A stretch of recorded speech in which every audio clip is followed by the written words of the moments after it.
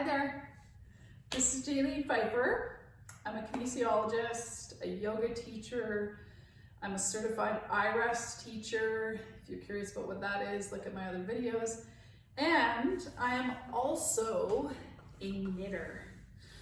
And I absolutely love knitting.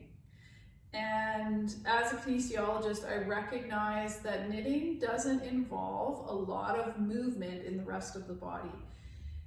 So I've been wanting to do this for years, and this is a short little video giving you knitters an amazing opportunity to move your body, take a little break from your amazing projects. I just thought I would bring my knitting along. Do you see my yarn bowl? This is my yarn bowl. I love knitting so much that I actually work part-time at my local yarn store in Prince George, British Columbia, Canada. That's Top Drawer Yarn. And yeah, there is a great community of knitters here. And we get together, we knit, we go on knitting journeys, and yeah, it's a great community. But again, I talk a lot sometimes to my knitting friends about keeping our bodies supple so that we can continue to knit, because imagine if you had to stop knitting. So this here is a project. It's called the Hayward. It's a sweater that I've been really trying to finish because I have so many works in progress. So if you're not a knitter and you're watching this, some of the lingo isn't going to make sense, but if you are a knitter, you're going to get all the little things. So here you are, you're enjoying your knitting at home, and you're noticing that you haven't even really noticed your breath. You might start feeling some tension in your shoulders and your neck. So getting the right position for your seated knitting posture is important. I'm at my studio right now, so I don't have my rocking chair here, which I usually sit in. But a lot of the times I'll kind of take a little small pillow and put it into my low back, because the lumbar spine, oh yeah, I knit this sweater. I wanted to show you guys because you're knitters. This is the short cardigan. So your lumbar low back has a little curve, and you want to maintain that curve as much as possible. So when you're sitting for a long period of time, you can sometimes start, and because we're knitting, we can sometimes start to feel our posture doing this. So just placing a small little thing into your lumbar low back, make sure your feet are connected, or they might be up on a stool. Oh yeah, I knit my socks too. Wanted to show you. So just get connected to your posture. Notice if you're in the same position all the time, change it up. Like, rest your elbows down, or, turn for a few rows, one way and then the other way. I just really try to encourage switching it up a bit, okay? So just to connect to some grounding and breath that really helps you become a bit more aware of your body. And again, take these little breaks in your knitting projects to just connect to the breath. Sometimes you can even bring in a mantra. I thought it'd be really funny to bring in a mantra of inhale, knit, exhale, purl. Inhale, yarn, exhale, over. What other two-word things happen? Knit, together. Inhale, knit, exhale, pearl. So send me your ideas in terms of mantras, but just connect to 10 breaths. It will help center you and really invite you to be in your body. And as you're taking your little break, you've put your knitting down, you've connected to a favorite mantra and your breath. And the biggest thing you can do, even if you don't want to stand up, okay, you guys, is to open up the whole front of the body. So reach your arms up and flex your wrist back, because I'm sure you're aware of these muscles in your forearms. Spread your fingers out. If it feels okay in your neck, look up. And just be invited to move your body the way it wants to move. It wants to have a bit of freedom. So your shoulder joints are designed to move. So start moving them. Don't get tension in your neck as you do this. Inhale, the shoulders come up, and exhale, reach down. Okay, so this can be done in sitting or standing, but biggest thing, every 15 minutes, or maybe it's every, depending on the garment, maybe it's every couple rows if they're long rows, right? Or every couple inches.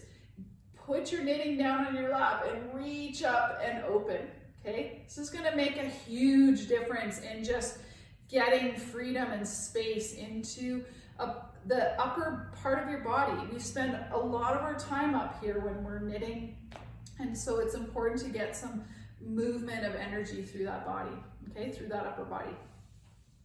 So the other piece to this is moving your shoulder joints. So you're just going to have your knitting put aside, elbows are in, and you're just gonna start moving your arm bones and your shoulder sockets. So palms are down, and then you're gonna turn your palms up, and you're gonna find ease in your neck, your breath, and you're just giving your shoulder joints an opportunity to move. And trust me, this frees up your neck, your fingers, your palms, your forearms are going to feel this because everything stems from the spine through the shoulders down to those fingers. So this is all you have to do. Just rotate. So as you're doing this, your ribs aren't popping. That's a whole different move. That's a hip hop dance. We could do that later. Okay? So just let your arm bones move in your shoulder sockets and then feel. Come back to your mantra. Knit, purl. Or maybe you don't like purling. Maybe it's just knit, two, together. Whatever it is, find your breath and just feel. Okay? So the other piece is that shoulder movement, no ribs popping, breath, shoulder rolls. And I really invite you to find something to roll your feet out, because like I was just saying, we spend a lot of our time when we're knitting in our upper bodies, okay? So this is gonna be a big invitation to bring yourself back into your grounding, your kind of earth element, your feet. So roll out your feet, okay? So we have these amazing foot rubs. Oh, they're so great. Look them up, Spook Acupressure foot rubs, okay? We get them and sell them at the studio. I can't live without mine. If you don't have one, use a tennis ball. And just like, this is dreamy, okay? And once you do it, I'm not gonna do it for as long as I'd like you to do it. Feel your feet, close your eyes, come back to your breath and your mantra. Feel enlivened sensation in your feet. Dropping down into your feet energizes the whole body, okay? I thought this would be pretty funny, so I'm gonna take off one of my socks and I'm gonna put the tennis ball into my sock, and you're gonna know. If you don't wanna do this with your precious knitted socks, I understand. So get a different sock. But this is gonna be amazing because I want you to be invited to open up your mid-thoracic spine.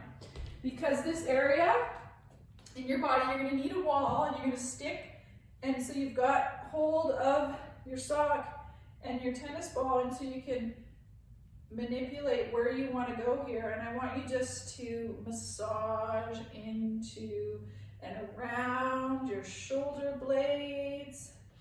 Oh my goodness. Breathe. Feel how enlivened your feet are because you just rolled your feet out. Again, I am telling you, if you did this little blip of a few movements and awakening the upper spine, the feet, at least once an hour, your body is going to really, really be happy, okay? And guess what that means? You can continue knitting because your body is going to feel its freedom, okay? The other little key thing, once you feel back into your body and you're nice and enlivened, are the forearms. So always take time when you're taking a break to talk to your knitting friends, just to hang out and be talking. You could be stretching out your palms, your fingers, your forearms. So also do this on a regular basis, okay? I really hope that you get some value out of this video, and I'd love to hear any comments or anything from you regarding this little knitting yoga for knitters, and I will hopefully connect to you again soon. Take care. Happy knitting!